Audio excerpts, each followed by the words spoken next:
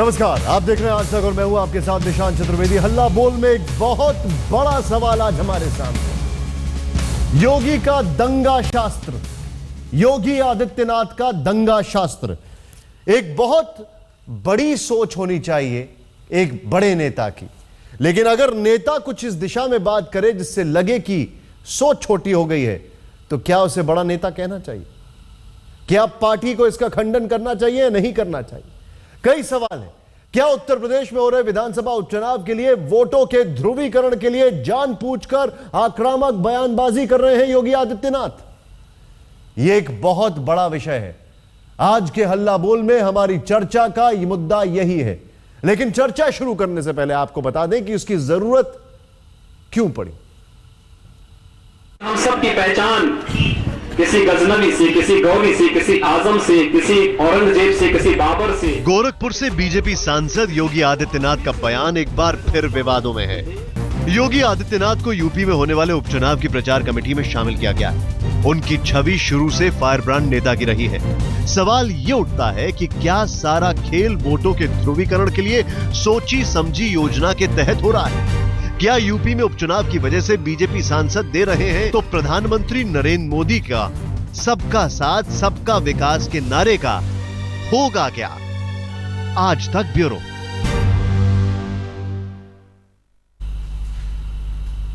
शुरू करते हैं अपनी ये चर्चा। बड़ा सवाल यह है कि क्या जो हाल में चुनाव होने वाले हैं, बाइपोल्स जो होने वाले हैं, क्या उसको लेकर यह राजनीति चली जा रही है? क्या यह दंगा शास्त्र है योगी आदित्यनाथ का? सबसे पहले बीजेपी से हमारे साथ चाइना एनसी है, स्वागत है आपका।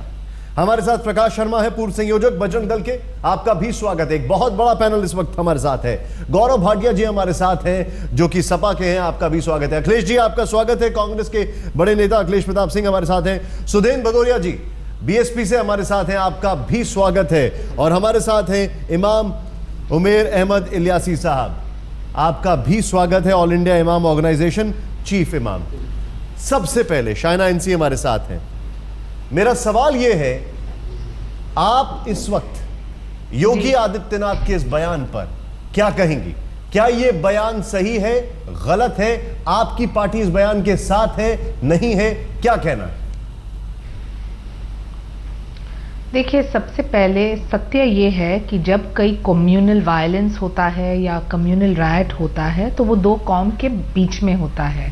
कहीं भी ऐसा नहीं है कि हिंदू हिंदू के ऊपर या फिर मुसलमान मुसलमान के ऊपर। कम्युनल राइट्स जब होते हैं तो वो हिंदू और मुसलमान के बीच होते हैं। क्यों होते हैं, सही है गलत है, इसका विश्लेषण अलग है। लेकिन जो योगी आदित्यनाथ ने आज कहा है या कल कहा है, उनकी जो सोच के मुताबिक और उनके जो सर्वेज के मुताबिक, जो एक कम्युनिटी ज़्यादा 10% के ऊपर है और दूसरे कम्युनिटी के साथ रहते हैं, और वहाँ आप देखेंगे कि जितने भी ट्रैक रिकॉर्ड्स हैं कम्युनल वायलेंस के या कम्युनल राइट्स के, वो हिंदू और मुसलमान के बीच होता है। शाइना एनसी जी, मैंने आपसे सवाल का जवाब पूछा है, यानी कि एक एनालिसिस के रूप में आप मुझे बोलिए कि क्या जब एक दंगा होता है तो वो दंगा एक कौम के बीच तो नहीं मेरे होता सवाल का जवाब तो नहीं। देखिए एक मिनट, मैं आपको रोकूंगा यहाँ पर, प्लीज अंडरस्टैंड। आप इस चीज को समझे। मैंने आपसे एक सवाल पूछा है, बड़ा सिंपल बेसिक सवाल है ये। यहां पर किसी भी व्यक्ति को समझ में आएगा। योगी आदित्यनाथ का बयान का आप समर्थन करती हैं, हां या ना? आपकी पार्टी समर्थन करती है, हां या ना? क्या जवाब है आप? देखिए, हमारे पार्टी ने जिस ढंग से ये इलेक्शन में जात पात में न जाते हुए हमने यही सबके सामने पेश किया कि आप धर्म के आधार पे न वोट कीजिए, आप प्रगति के आधार पे वोट कीजिए, और यही हुआ है। ऐतिहासिक जीत जो आज मेरे सवाल का जवाब आप नहीं दे रही हैं शाइना एनसी जी। मैं आपसे पूछ रहा हूं, आपकी पार्टी इस बयान पे समर्थन करती है, हां या ना? कि जो आप पोलराइज करना चाहते हैं, तो आप पोलराइज करते करते ये समझ लीजिए कि देश की प्रगति वहां नहीं होती है। जब हम एनालिसिस करते हैं कि जो कम्युनल वायलेंस हुआ है या राइट्स हुए हैं यूपी में, तो वो कहां हुआ है? शाइना जी देखिए, मैं आपसे आखिरी बार इसी सवाल को पूछ रहा हूं, आगे और सवाल पूछूंगा मैं आपसे। मेरा आखिरी सवाल है, क्या वजह है कि शाइना एनसी इस पर पार्टी अपनी प्रतिक्रिया देने से बच रही है? मैं कहीं भी, मैं सिर्फ स्पष्ट रूप से कर रही हूँ, एक बात करना चाहती हूँ और आपके माध्यम से, कि जो आप कोई भी सर्वे या एनालिसिस देखिए, 600 जो कम्युनल इंसिडेंट्स हुए हैं यूपी में, वो दो कौम के बीच में या फिर अलग अलग, यानी आप सर्वे के साथ जो योगी जी जो एक इलेक्टेड रिप्रेजेंटेटिव हैं, जो वो कहते हैं कि ये इतने मेरा सवाल ये है, आप इस सर्वे के साथ हैं या नहीं है? देखेंगे, आप इस सर्वे को मान रही हैं? ये सही सर्वे? सीडी बच चुकी पूरी। देखिए, विश्लेषण का मुद्दा है, ये कोई ऐसा नहीं है कि आपके ये विश्लेषण का मुद्दा नहीं है। देखिए विश्लेषण का मुद्दा नहीं है। यहाँ एक बहुत बड़ा, जहाँ लॉ एंड ऑर्डर का सिचुएशन एक बहुत बड़ा स्टेटमेंट आया है। योगी आदित्यनाथ ने ऐसी कौन सी रिसर्च की, कौन सा डेटा बैंक इकट्ठा किया, ऐसे कौन सी टीम से सर्वे करवाया, वो भी तो एक इलेक्टेड रिप्रेजेंटेटिव है, ऐसी कौन सी चीजें उन्होंने कही? देखिए, मैं आपके पास, अब मैं अपने और गेस्ट के पास जा रहा हूं। अखिलेश जी, आपका कमेंट इस पर। देखिए निशांत जी, पता नहीं क्यों कुछ आपको भी और कुछ लोगों को गलतफहमी है। देश का मुखिया कौन है? सत्ता का। संगठन का मुखिया कौन है? संगठन का उप मुखिया कौन है? इन तीनों लोगों की क्या विचारधारा है? दो लोग इसमें जमानत पे हैं। जो विचारधारा है, जो ये करना चाहते हैं, जिसके लिए ये जाने जाते हैं, जो इनका चेहरा है, प्रदेशों में उनके अनुयायी उसी को बढ़ाएंगे, वही कर रहे हैं। जब यूपी में इंचार्ज बने थे अमित शाह जी, तो क्या किया उन्होंने कहा कि हम काम करेंगे, या मोदी जी ने कहा हम काम करेंगे, या मोदी जी काम पे जीते हैं? कहीं नहीं। उनका जो कम्युनल फेस था, जो पोलराइजेशन था, उसी के आधार पे आए। तो आज मंत्री बोल रहा है, 2-3 पहले आरएसएस प्रमुख बोल रहा है, तोगड़िया बोल रहे हैं, पूरी जमात बोल रही है, लेकिन क्या कोई प्रधानमंत्री ये कह रहे हैं कि मत बोलो, मेरे विकास के कामों का काम जिक्र करो, क्योंकि विकास के काम है नहीं। शायद मैं आपके पास आ रहा हूं। अखिलेश जी, मैं आपको रोकूंगा। ये मत मानिए कि ये लोग अपने आप बोल रहे हैं, आपने ये सब वही बोल रहे हैं जो मोदी जी, जो अमित शाह जी चाह रहे हैं। कम्युनल। अखिलेश जी, आपने जो बयान अभी दिया है, ये बहुत बड़ा बयान है। मैं और मेहमानों के पास जा रहा हूं।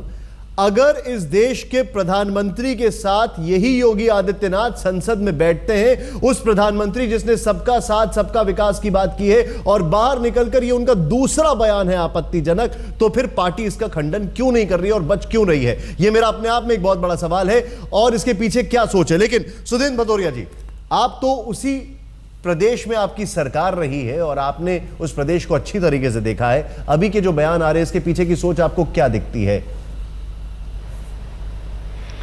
देखिए, आपको मालूम है कि पिछले 7-8 महीने से उत्तर प्रदेश के अंदर जिस तरह से लगातार सांप्रदायिक दंगे बढ़ते चले जा रहे हैं। चुनाव के बाद लगभग 200 सांप्रदायिक दंगे, और चुनाव के पहले के समय में, और वहां पर अखिलेश यादव मुख्यमंत्री हैं। जिम्मेदारी तो इनकी है कि ये सख्त कार्रवाई करें।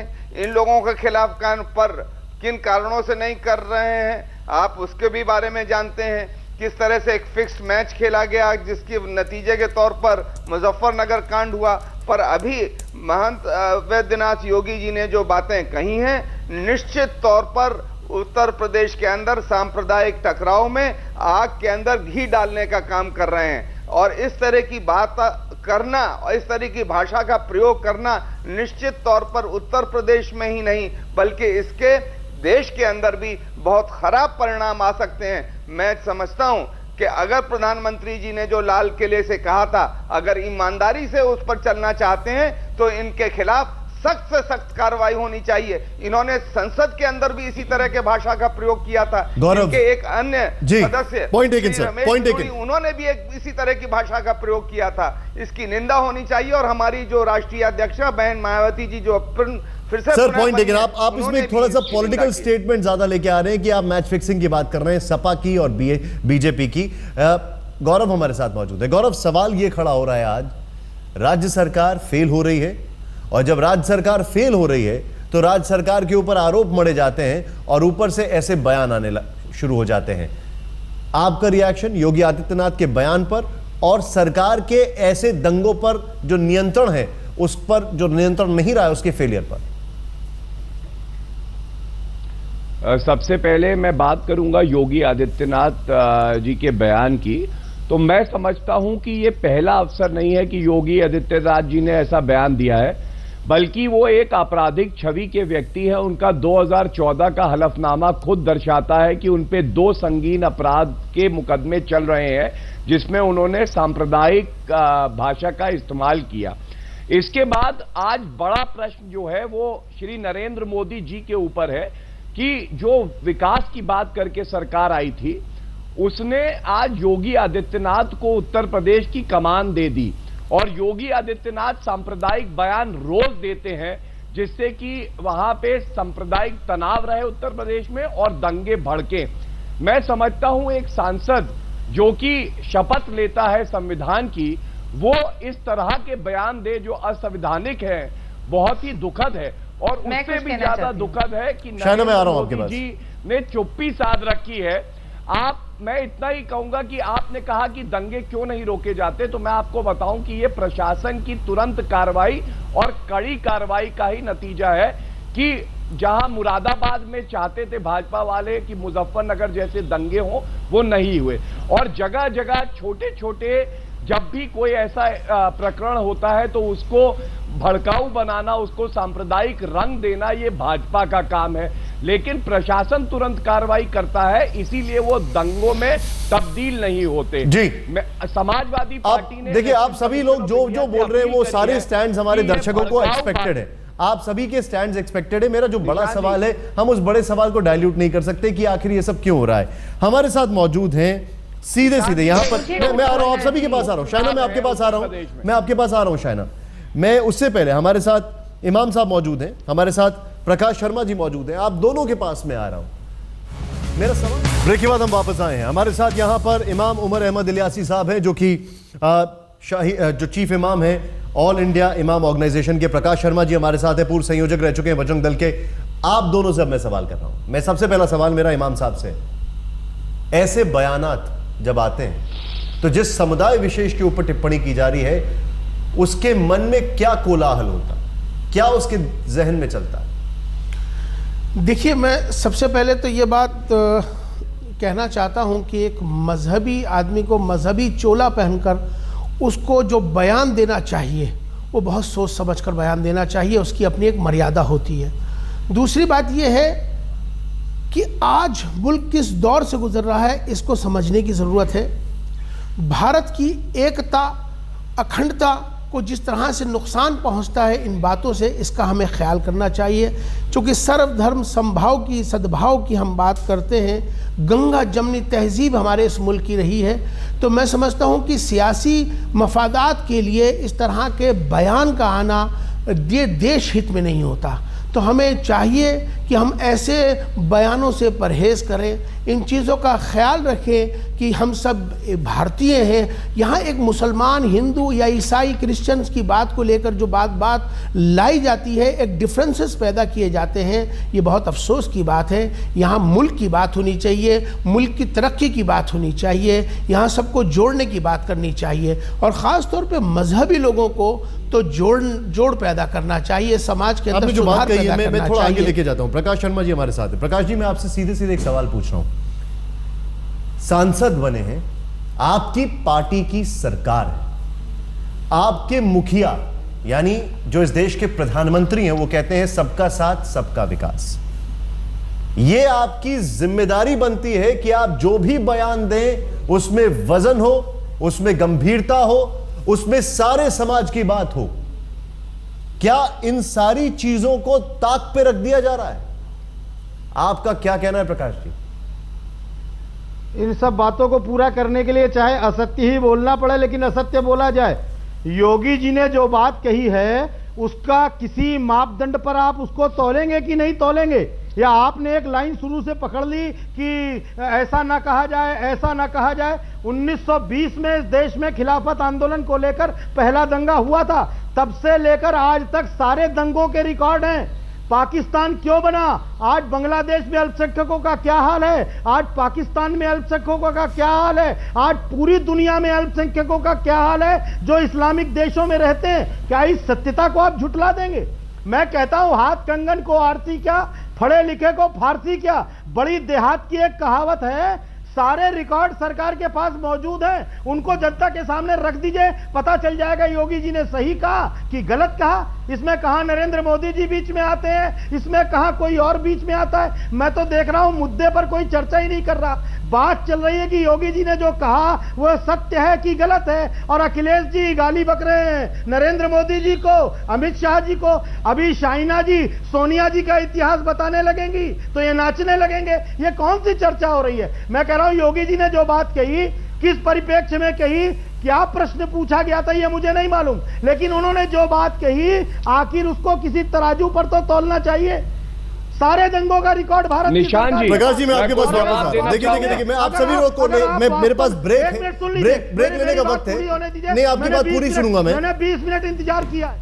जी, मैं आपकी पूरी बात सुनूंगा। प्रकाश जी, आप तराजू पे तौल रहे हैं, तो योगी जी का वो कुछ दिन पहले जो बयान आया था, जो सबने सुना, उसको कौन से तराजू पे आप तौलेंगे? और उसके बाद ये बयान आया, उस जो बयान जो आया था उसमें कौन से आंकड़े आप लेकर आ रहे हैं?